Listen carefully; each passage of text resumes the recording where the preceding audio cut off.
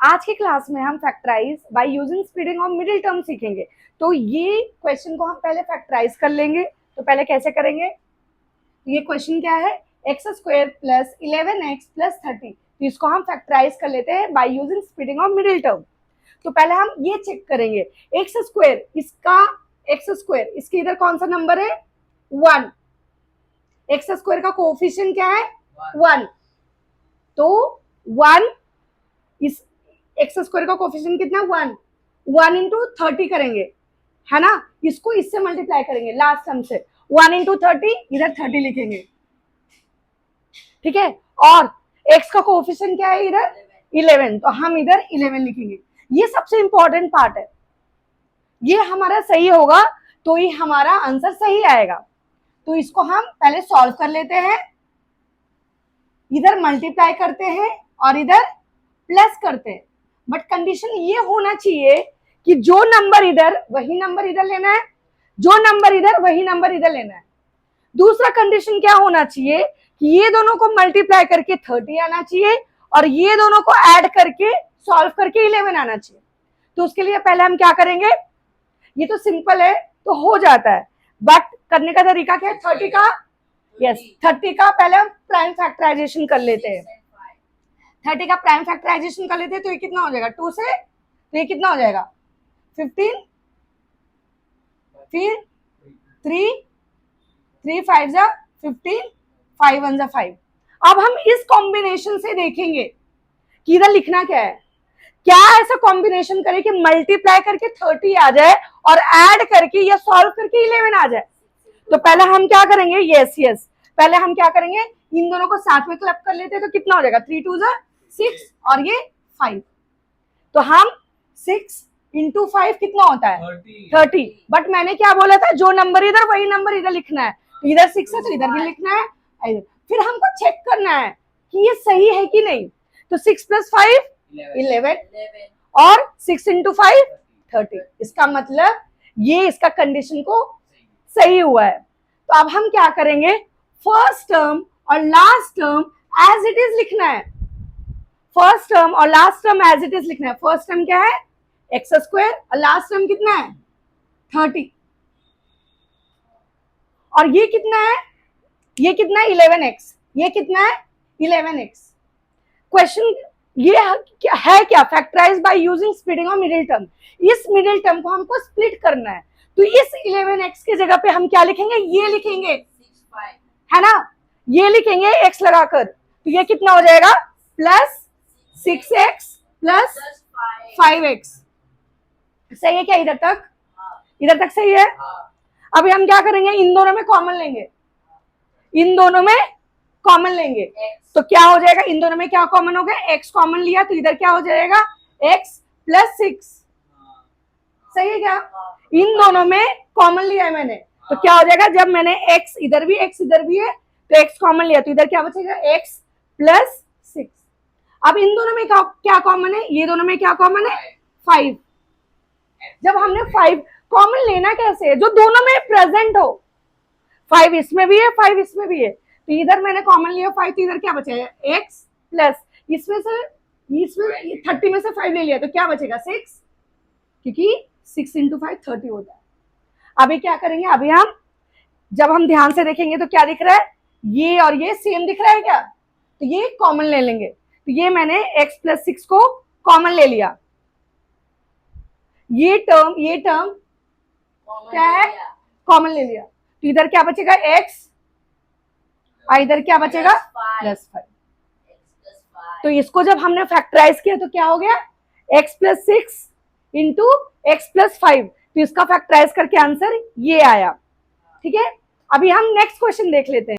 अभी हम second question solve कर लेते हैं और उसको फैक्टराइज कर लेंगे bye using splitting of middle term. तो ये क्वेश्चन को सॉल्व कर लेते हैं। इसमें वेरिएबल क्या है, s है ना। अभी हम कैसे सॉल्व करेंगे इसको, s स्क्वायर का कोएफिशिएंट क्या है, 1 है, कुछ नहीं तो क्या होता है 1 होता है। ये क्या है 1 और इसको मल्टीप्लाई करना है 1 इंटू 24। ये कितना हो जाएगा, 1 इंटू 24 कितना हो जाएगा, हम इधर 24 लिख लेंगे, सही है। और ये कितना है, s का कोएफिशिएंट कितना है -11, तो हम इधर -11 लिख लेंगे। अब हम इसको सॉल्व कैसे करेंगे, ध्यान से सब लोग देखो, ठीक है। क्या करना है, 24 क्या ऐसा मल्टीप्लाई करें कि 24 आ जाए, और ये क्या ऐसा हम इधर ऐड करें कि -11 आ जाए। बट कंडीशन क्या होना चाहिए, ये नंबर सेम होना है, ये नंबर सेम होना है। तो पहले हम क्या कर लेंगे, पहले हम फैक्टराइज कर लेंगे। तो इसको फैक्टराइज करना होता है, इसको, है ना। तो 24 को फैक्टराइज कर लेंगे, तो ये कितना हो जाएगा, 24 को फैक्टराइज कर लेते हैं। तो पहले हम क्या हो जाएगा, यस 2 6 12, 2 3 6, 3 1 3। अब इसके कॉम्बिनेशन से चेक करना है। अब इसके कॉम्बिनेशन से हम कैसे चेक कर लेंगे, हाँ इसके कॉम्बिनेशन, ये जब हम देखेंगे ये 8 और इधर 3, बट पहले हम चेक कर लेते हैं फिर। 8 + 3 कितना होता है, 11, बट इधर कितना है, -11 है। क्या है, -11 है। तो हम इसको इधर माइनस लगाएंगे, इधर भी माइनस लगाएंगे, क्योंकि ये -8, ये क्या हो जाएगा -8, और ये क्या हो जाएगा +-3। अब ये दोनों को सिंपली ऐड कर लेंगे, 8 + 3 कितना होता है 11, और दोनों में साइन कौन सा है, दोनों में साइन कौन सा दिख रहा है, माइनस, तो -11। तो हो गया ये कंडीशन इसमें। अभी बट मैंने क्या बोला था, जो इधर नंबर है वही नंबर इधर लेना है, साइन भी, यदि इधर माइनस है तो इधर भी इसको माइनस लगाना है, और ये माइनस है तो इधर भी माइनस लगाना है। एक बार कंडीशन देख लेते हैं सही है कि नहीं। 8 3 24, और माइनस माइनस कैंसिल, मल्टीप्लिकेशन में माइनस माइनस कैंसिल हो गया। इसका मतलब क्या हो गया, ये सही हो गया।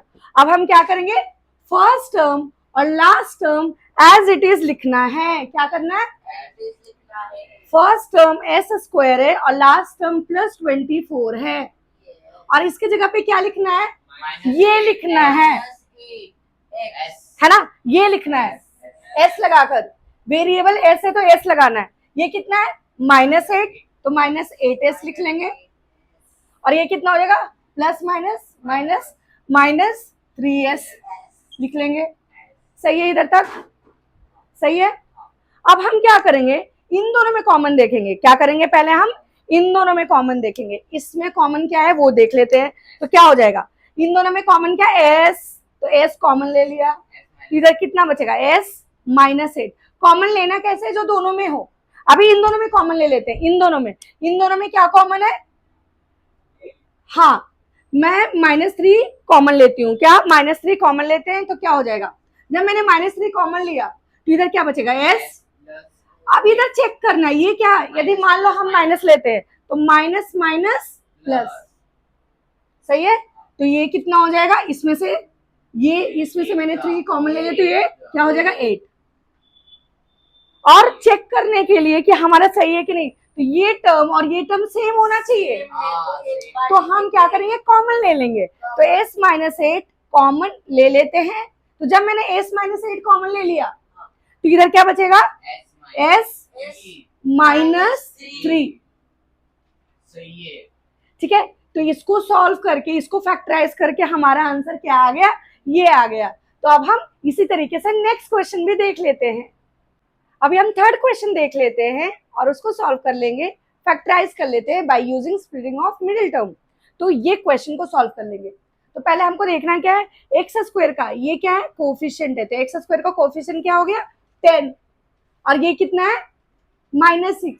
तो 10 × -6, इन दोनों को मल्टीप्लाई करना है। तो 10 × -6 कितना होता है, 10 × -6 कितना होता है -60, सही है। अब हम ये क्या है, x का कोफिशिएंट क्या है इधर -11, तो ये कितना है -11, तो हम -11 लिख लेंगे, सही है इधर तक। अभी हमको क्या करना है, अभी हमको ऐसे लिख देना है, और जो मैंने रूल बताया वही, क्या, जो नंबर इधर वही नंबर इधर, जो नंबर इधर वही नंबर इधर, ये दोनों को मल्टीप्लाई करके ये आना चाहिए, और ये दोनों को सॉल्व करके -11 आना चाहिए। तो उसके लिए हम क्या नंबर लेंगे, तो इसका प्राइम फैक्टराइजेशन कर लो। 60 का प्राइम फैक्टराइजेशन कर लेते हैं तो क्या हो जाएगा, 2 3 6, ये 30, क्या हो जाएगा बताओ जल्दी जल्दी, ये क्या हो जाएगा, सही है ना। अभी हम इसके कॉम्बिनेशन से चेक करेंगे तो क्या हो जाएगा, जब हम ध्यान से देखेंगे तो ये क्या हो जाएगा, 2 2 = 4 और 5 3 = 15, 15 into 4 कितना होता है 60, और इधर हम 15 लिखते हैं, इधर हम 4 लिख लेंगे, इधर 15 लिख लेंगे, इधर 4 लिखेंगे, पर 15 + 4 तो कितना हो जाएगा 19, बट इधर 19 नहीं है, -11 है, तो हम इसको -11 कैसे करेंगे, इसको माइनस साइन करेंगे, सही है। 15 में से 4 गया कितना होता है 11, कौन सा नंबर बड़ा है 15, 15 के इधर कौन सा साइन है माइनस, तो ये माइनस, सेटिस्फाई हो गया, कंडीशन, कंडीशन सही हो गया। अभी हम क्या करेंगे, इधर माइनस है तो इधर भी माइनस लिखेंगे, इधर माइनस है तो इधर भी हम माइनस लिखेंगे, सही है। अभी जब हम इन दोनों को मल्टीप्लाई करेंगे 15 into 4 कितना होता है 60 होता है, सही है। उसके बाद एक भी साइन माइनस है तो आंसर में माइनस होता है, मल्टीप्लिकेशन में एक भी साइन माइनस, तो मतलब क्या कंडीशन इधर वो हो गया है ना, सही हो गया। अब हम क्या करेंगे, ये फर्स्ट टर्म और last term as it is लिख लेंगे, क्या है 10x² - 6 एज इट इज लिख लेंगे, और बीच में जो मिडिल टर्म है क्या है -11x, उसकी जगह पे in place of this we will write this, क्या है ये -15x + 4x। अभी क्या होता है ना, ये स्टेप्स के बाद ये दोनों में कॉमन लिया जाता है, हम क्या करेंगे इन दोनों में कॉमन लेंगे और इन दोनों में कॉमन लेंगे। कॉमन लिया कैसे जाता है, जो दोनों में कॉमन होता है, तो इन दोनों में क्या कॉमन है, क्या कॉमन है दोनों में 5x कॉमन है, तो हम 5x कॉमन ले लेते हैं।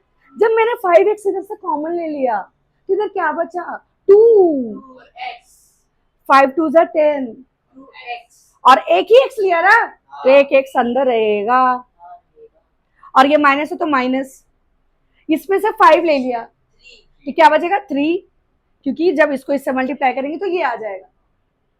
समझ में आ गया कॉमन कैसे लेना है, समझा कॉमन कैसे लेना है। फिर अब इन दोनों में कॉमन लेंगे, अब इन दोनों में क्या ऐसा है जो दोनों में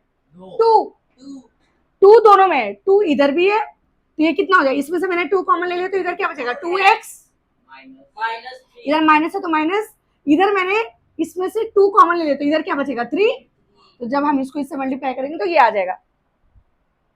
अब ये नंबर और ये नंबर सेम है क्या, सेम है, तो हम कॉमन ले लेंगे, तो ये इसको कॉमन ले लेते हैं तो क्या हो जाएगा 2x - 3 मैंने कॉमन ले लिया।